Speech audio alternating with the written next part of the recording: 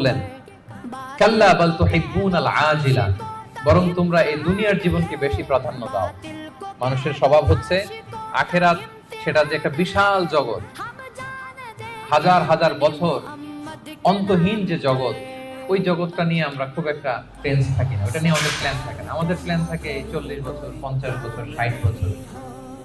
অন্য আয়াতে আল্লাহ বলছেন বাল তুসিরুনাল হায়াতাদ দুনিয়া ওয়াল আখিরাতু খায়রু ওয়া আবকা, তোমরা দুনিয়ার জীবনকে প্রাধান্য দাও, কিন্তু এটা স্থায়ী জীবন নয়।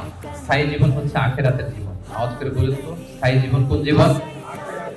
আখিরাতের। সেটাই বললেন কাল্লা বাল তুহিব্বুনাল আজিলা, তোমরা দুনিয়াকে প্রাধান্য দাও, এটাকে ভালোবাসো। ওয়া তাযারুনাল আখিরা, আর আখিরাতকে তোমরা ভুলে যাও। সেদিন মানুষের অবস্থা কি হবে শোনো, উজুহু ইয়াউমা ইদিন নাদিরা, সেদিন কিছু মানুষের চেহারা হবে গ্লোয়িং, সজীব, শ্যামল, উজ্জ্বল, উদ্দীপ্ত চেহারা।